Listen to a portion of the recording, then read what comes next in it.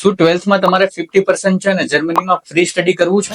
12th તમારે at least 50% છે તો પણ તમે જર્મનીની અંદર પબ્લિક યુનિવર્સિટીમાં એડમિશન લઈ શકો છો. 13 યર એજ્યુકેશન પૂરું નથી તો પણ તમે જર્મનીની અંદર વેલ રેપ્યુટેડ યુનિવર્સિટીમાં એડમિશન લઈ શકો છો, એ પણ ઇંગ્લિશ ટોટ પ્રોગ્રામમાં અને એફોર્ડેબલ ફીસ સાથે. તમે લોકોને એવું કહેતા સાંભળ્યા હશે કે જર્મનીની અંદર પબ્લિક યુનિવર્સિટીમાં એડમિશન લેવા માટે 70, 80, 19+ % જોઈએ અને જર્મનીમાં એડમિશન લેવા માટે જર્મન લેંગ્વેજ જોઈએ.